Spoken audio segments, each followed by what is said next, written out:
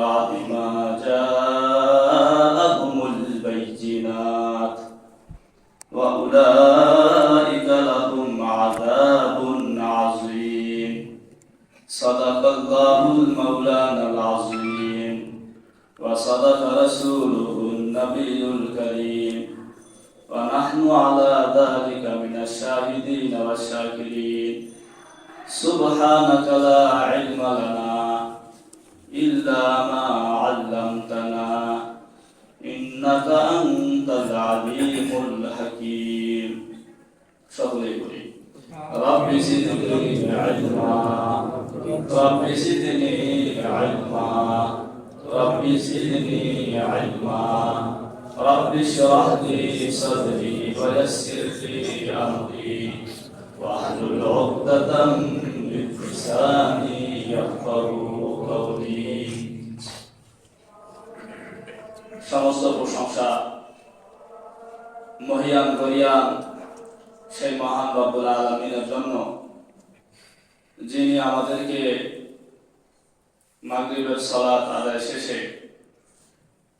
পৃথিবীর সবচেয়ে দামি জায়গা, সবচেয়ে পবিত্র জায়গা মসজিদে সবচেয়ে দামি এবং পবিত্র কিতাব কোরআনে কারিমের তাফসীরের দরসে কিছু সময়ের জন্য বসার তৌফিক দান করলেন।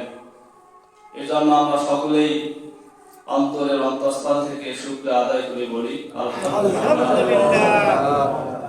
এবং লাখ কোটি দরুদ ও সালাম বর্ষিত হোক সাইয়্যিদুল মুরসালিন খাতামুন নবিয়্যিন রাহমাতুল লিল আলামিনের পবিত্র রূহের উপর, যার উম্মত হওয়ার পরম সৌভাগ্য আল্লাহ আমাদেরকে দান করেছেন। আমরা তার শানে সংক্ষেপে দরুদ পাঠ করি সকলে বলি সাল্লাল্লাহু আলাইহি ওয়াসাল্লাম। মুহতারাম হাজিরিন, আজকের তাফসীরের জন্য আমাদের যে ধারাবাহিক তাফসীর সূরা কাহাফ ছিল সেটাকে বন্ধ রেখে আমি পবিত্র কোরআনে কারীম থেকে সূরা আলে ইমরান এর 105 নম্বর আয়াত তিলাওয়াত করেছি।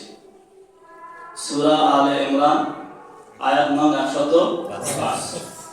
আল্লাহ রাব্বুল আলামিন তৌফিক দান করলে তিলাওয়াতকৃত আয়াতের আলোকে, তিলাওয়াতকৃত আয়াতকে সামনে রেখে কিছু জরুরি কথা আপনাদের খেদমতে তুলে ধরার চেষ্টা করব ইনশাআল্লাহ।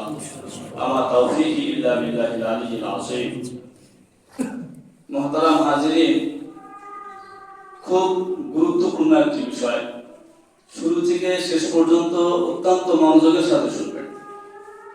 সেটা হলো আমাদের দেশ সহ সারা বিশ্বে একটা উগ্র সংগঠন রয়েছে, যাদের কাজই হচ্ছে সাম্প্রদায়িক দাঙ্গা সৃষ্টি করা এবং মুসলমান নিধন করা। এই রকমের একটা সংগঠনের নাম হচ্ছে ইসলাম। নাম কি? ইসলাম। এটা পুরানা একটা সংগঠন। গত চিন্ময় দাসকে রাষ্ট্রদ্রোহী মামলায় গ্রেফতার করার পর চট্টগ্রামে একজন সরকারি আইনজীবী সাইফুল ইসলাম আলিফ তাকে দিবালোকে প্রকাশ্যে জবাই করে শহীদ করার পর এই বিষয়টা আলোচনায় আসে খুব জোরের সঙ্গে। ইসলাম এরকম একটা শব্দ আমরা সবাই এখন শুনতে পাচ্ছি। এজন্য আমার কাছে মনে হলো আমরা আজকের তাফসীরে ইসলাম সম্পর্কে কিছু কথা শুনব। সম্পূর্ণ একটা পরিপূর্ণ ধারণা আমরা ইসলাম সম্পর্কে নেব এবং তাদের ব্যাপারে আমাদের কি করণীয় সেটা আমরা জানবো ইনশাআল্লাহ। প্রথম কথা হচ্ছে, আমি যে বললাম ইসলাম, এটা হচ্ছে একটা উগ্র সংগঠন, হিন্দু বেশধারী একটা ইহুদি সংগঠন, যাদের কাজ হচ্ছে ইহুদি নাসারাদের এজেন্ডা বাস্তবায়ন করা, উগ্রবাদী উগ্রপন্থী গেরুয়া বাহিনী যে বিজেপি, তাদের এজেন্ডা বাস্তবায়ন করা। এটা তাদের একটা বড় লক্ষ্য। লেবাসটা ধরেছে হিন্দু সনাতনের। এরা আসলে সনাতন ধর্মী নয়, সনাতন ধর্মী থেকে ভিন্ন। যেহেতু বাংলাদেশে আমরা মুসলমান এবং সনাতন ধর্মের অনুসারীরা সহাবস্থানে আছি, খুব ভালো অবস্থানে আছি, কারোর সাথে কারো ঝগড়া বিবাদ ফাসাদ ইত্যাদি নাই। তো তারা এটাকে একটা উত্তপ্ত পরিস্থিতি সৃষ্টি করার জন্য তারা সমস্যা তৈরি করবে। যেহেতু নিজেদের গায়ে লাগিয়েছে সনাতনের লেবাস এবং লেবেল, তারা সমস্যা তৈরি করবে। আর ফলশ্রুতিতে এটা প্রকাশ পাবে হিন্দু আর মুসলমানের সংঘর্ষের রূপ নিয়ে। এই জন্য আমাদের খুব সচেতন হতে হবে, এই দলটাকে চিনতে হবে। বললাম হিন্দু বেশধারী, এর জন্য আসুন আমরা একটু পিছন থেকে বিষয়টা জানি। হিন্দু এই কথাটার অর্থ কি, বা এটা কোথা থেকে শুরু হলো এই হিন্দু শব্দ? আদৌ এই হিন্দু শব্দটা পুরো ধর্মকে বোঝানো হতো কিনা, পরিষ্কার করে বুঝতে হবে কথা। খ্রিস্টপূর্ব প্রায় ১৫০০ বছর আগে, কত? খ্রিস্টপূর্ব মানে হযরত ঈসা আলাইহিস সালামের জন্মের আরো ১৫০০ বছর আগে পারস্য থেকে আর্য জাতি, কি জাতি? আর্য জাতি, তারা এসেছিল ভারতে। সিন্ধু নদীর তীরে তারা অবস্থান নেয় এবং পার্শ্ববর্তী এলাকায় তারা বসবাস শুরু করে।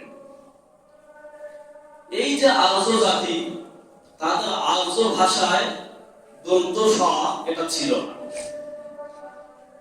এই শয়ের জায়গায় তারা ব্যবহার করত হ। কি? হ। যে কারণে তারা সিন্ধু নদীকে বলতে শুরু করলো হিন্দু নদী। আর সিন্ধু নদীর পার্শ্ববর্তী এলাকায় যারা বসবাস করতো তাদেরকে বলতো হিন্দু। তখন থেকে শুরু হলো হিন্দু শব্দের প্রচলন। হিন্দু অনেক পরে গিয়ে হিন্দু ধর্ম, হিন্দুস্তান। এটার আর একটা প্রমাণ দেই। একজন হিন্দু পণ্ডিত, নাম হলো জওয়াহরলাল নেহরু, নাম শুনছেন? জওয়াহরলাল নেহরু। তার ভাষায় তিনি বলেন যে ৮ম শতাব্দীতে সর্বপ্রথম একটা তান্ত্রিক পুস্তকে এই হিন্দু শব্দের ব্যবহার দেখা যায়। কত শতাব্দী? ৮ম শতাব্দীতে। সে বলছে ৮ম শতাব্দীতে সর্বপ্রথম একটা তান্ত্রিক পুস্তকে এই হিন্দু শব্দের ব্যবহার দেখা যায়।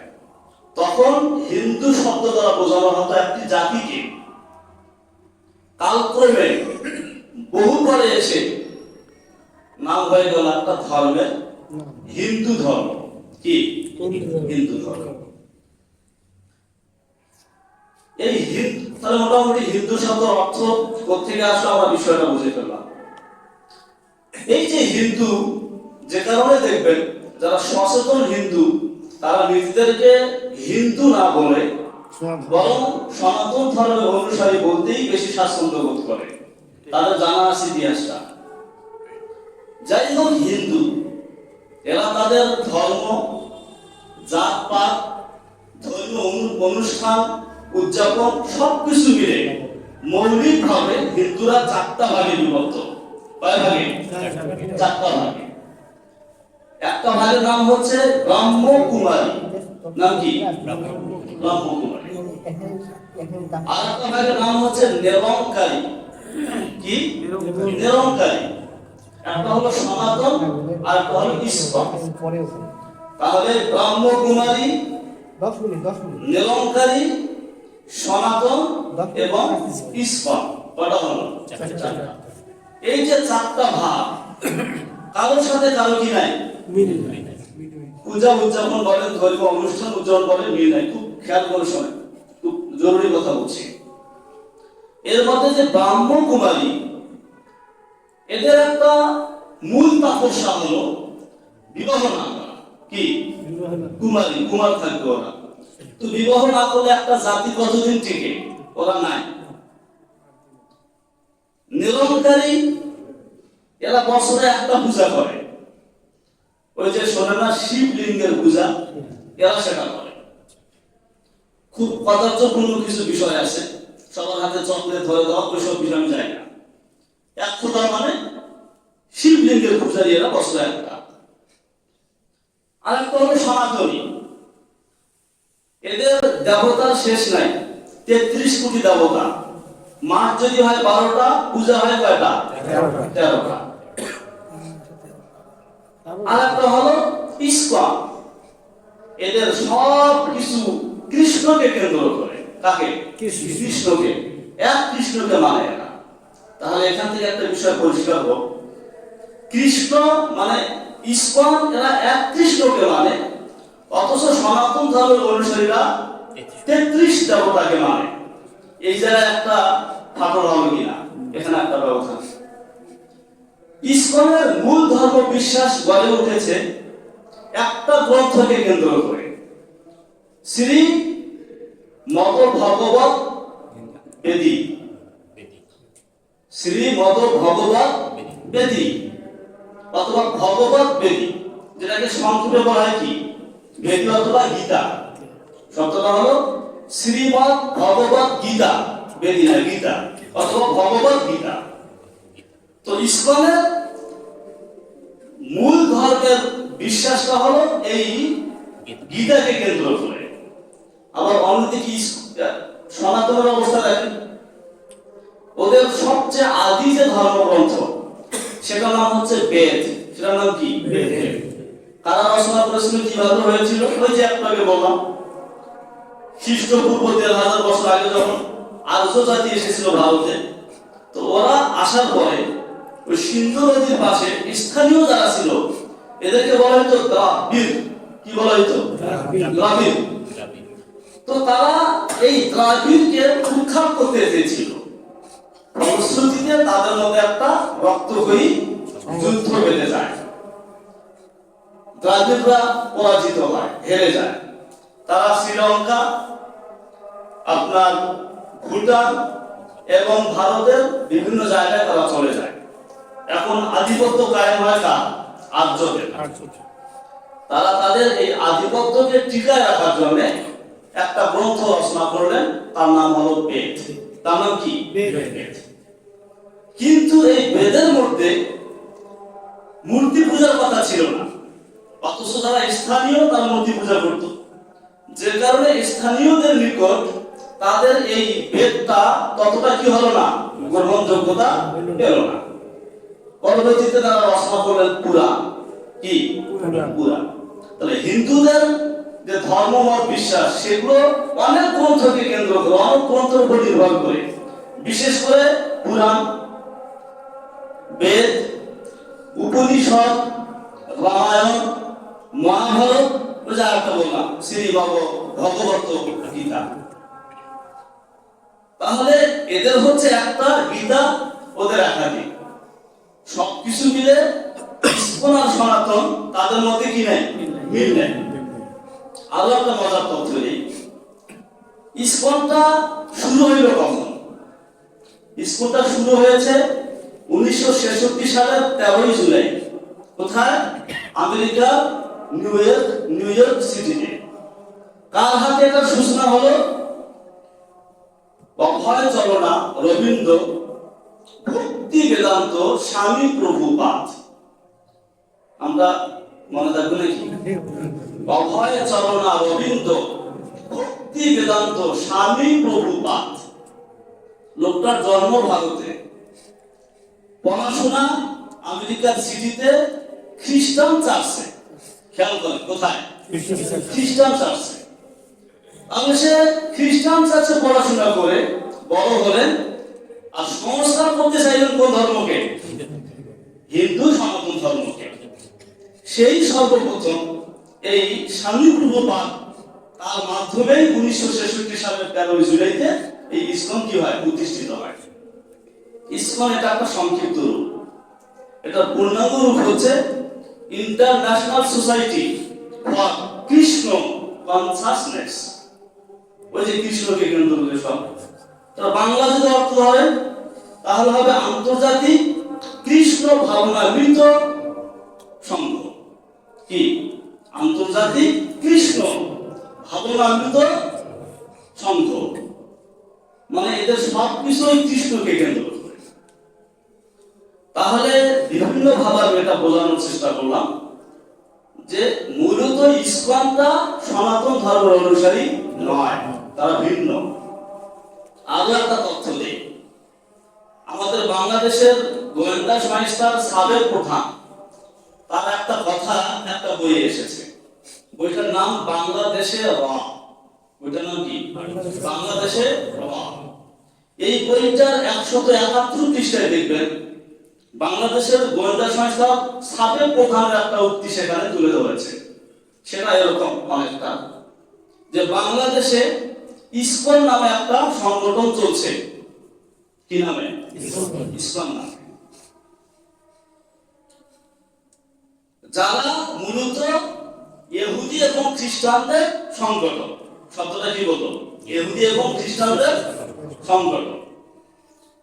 এদের লক্ষ্য উদ্দেশ্য উস্কানিমূলক ভাবে ধর্মীয় উৎসব পালন করা এবং সাম্প্রদায়িক দাঙ্গা সৃষ্টি করা। ধর্মীয় উৎসব পালন করা তো সমস্যার কিছু না, যদি সেটা উস্কানিমূলক হয় সমস্যা কিনা। এদের হলো এটা টার্গেট, উস্কানিমূলক ভাবে ধর্মীয় উৎসব পালন করা আর কি করা? সাম্প্রদায়িক দাঙ্গা সৃষ্টি করা। এতেও বোঝা যায় আলাদা।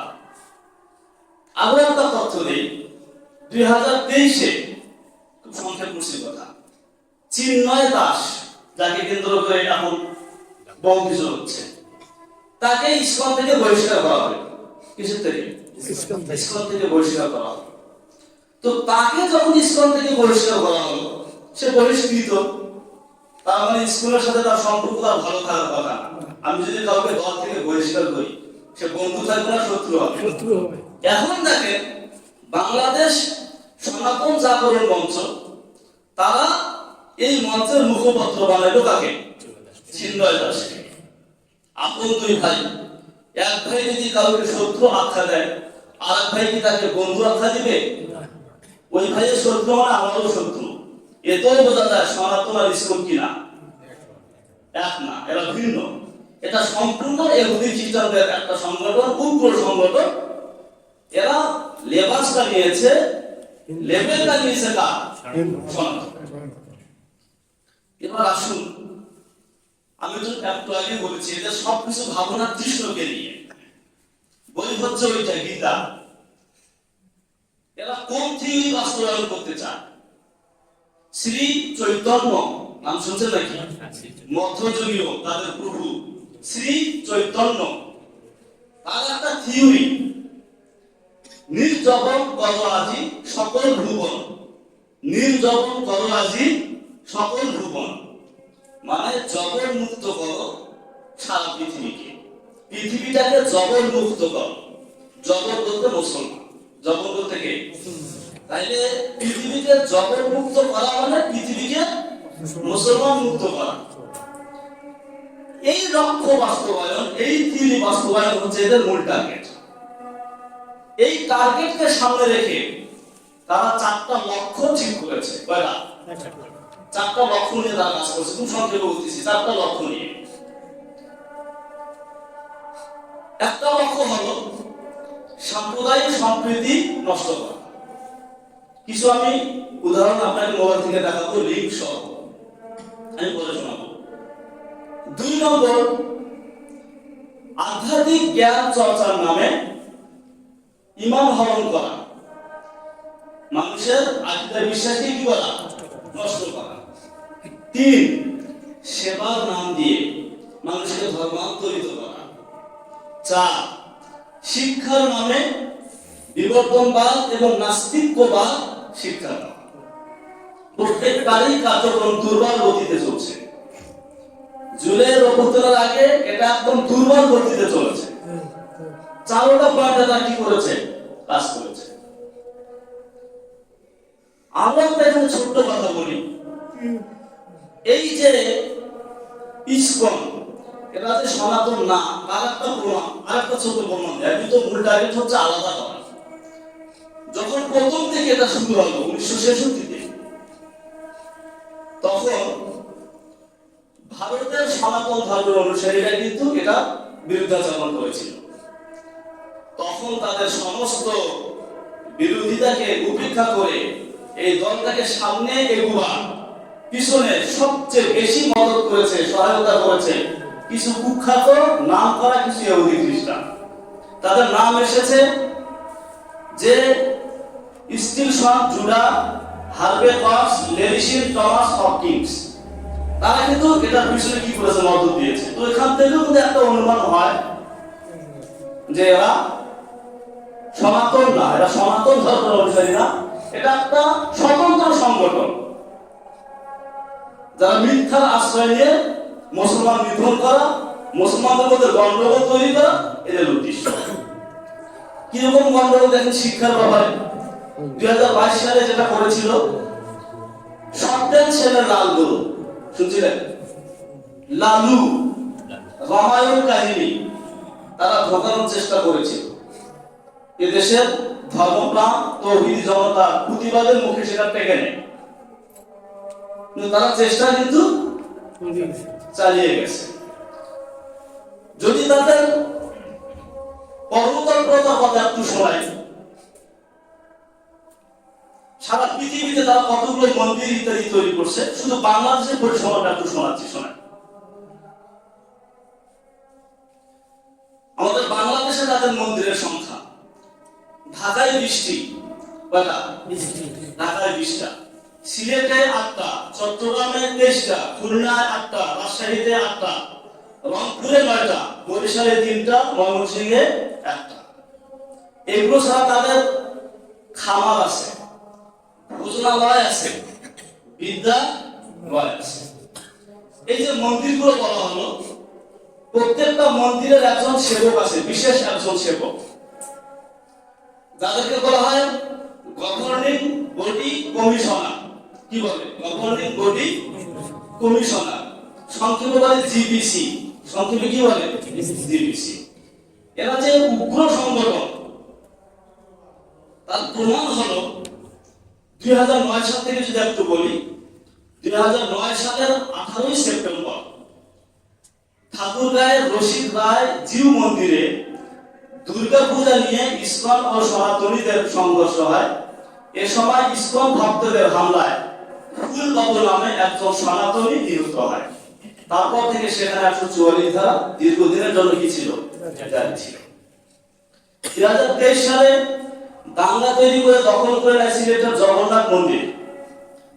সিলেট নগরীর কাজল শাহ এলাকার মধু শহীদ জামে মসজিদের পাশে ইসকনের মন্দির। জুমার দিন তারা অযাচিত হামলা চালায় মসজিদে। এটা নিয়ে আব্দুর রহমান নামক একজন মুসলিম ফেসবুকে পোস্ট করলে 5 মিনিটের মাথায় তাকে কুপিয়ে হত্যা করে এই উগ্রবাদী জঙ্গি সংগঠনের লোকেরা। 2014 ব্রাহ্মণবাড়িয়ার মসজিদে আগুন দিয়েছিল এই ইসকনের সন্ত্রাসীরা, প্রত্যেকটারই লিঙ্ক আছে। আবার 2014 সালে স্বামীবাগে তারাবিহের নামাজে বাধা দেয় ইসকন। 2015 সালে পটিয়ার সনহারা এলাকায় দাঙ্গা বাঁধিয়ে দখল করে বাসুদেব ধাম মন্দির। ঠিক এমনি ভাবে দেখেন অনেকগুলো এখানে আছে, সবগুলো বলার সময় নেই। 2019 সালে দেখেন, 2019 সালে চট্টগ্রামের বিভিন্ন স্কুলে ইসকন ফুড ফর লাইফের খাবার বিতরণ নিয়ে সামাজিক যোগাযোগ মাধ্যমে একটি ভিডিও ভাইরাল হয়।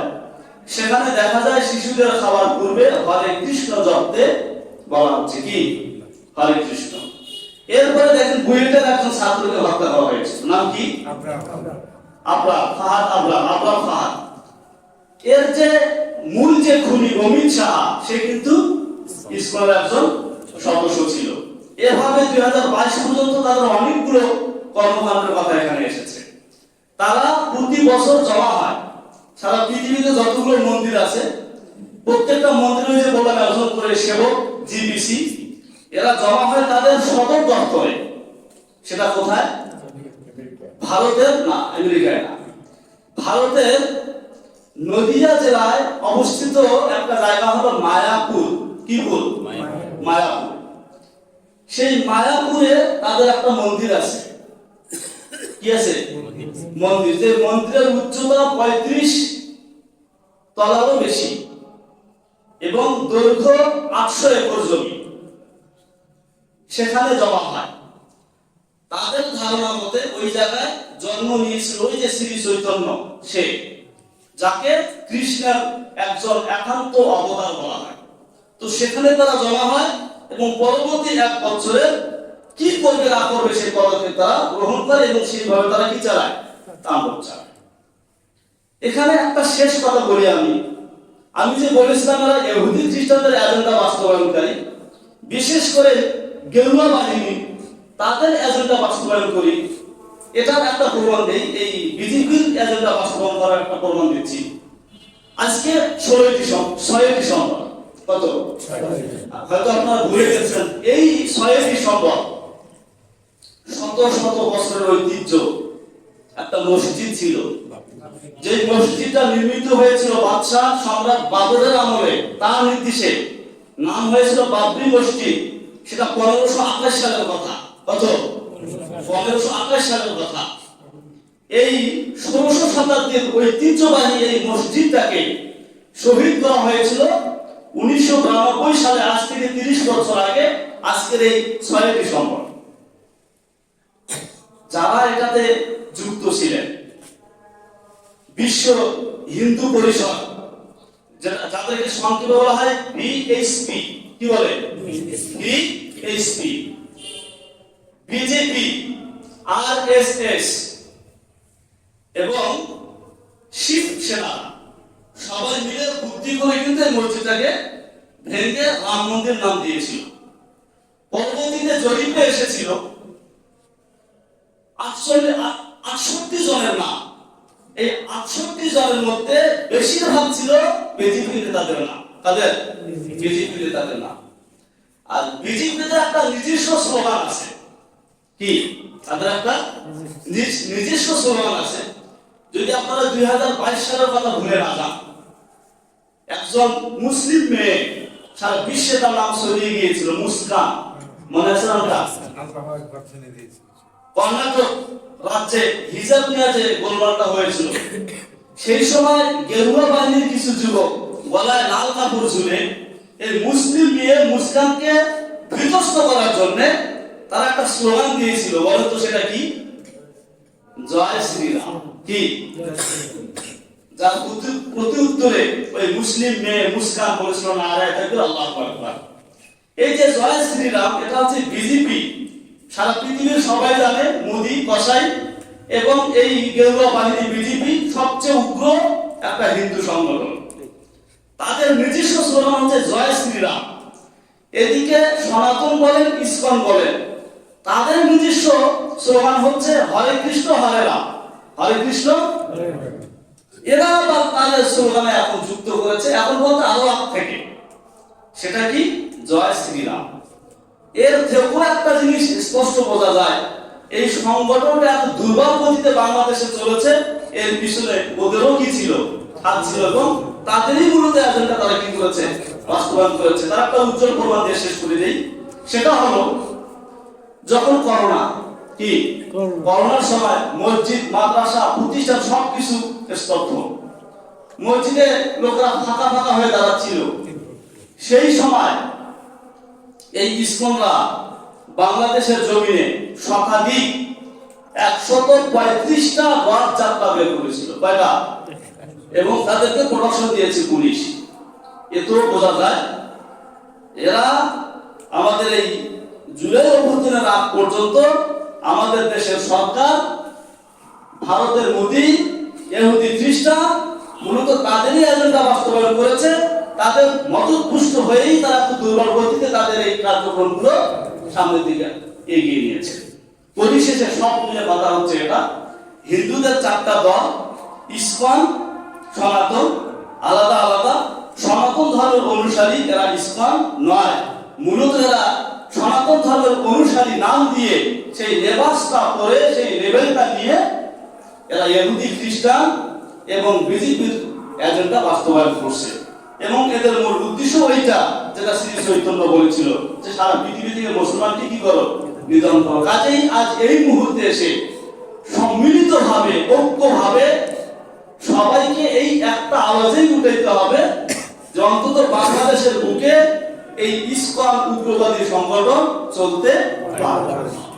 আল্লাহ আমাদের সকলকে কথাগুলো বোঝার আমল করার তৌফিক দান করুন।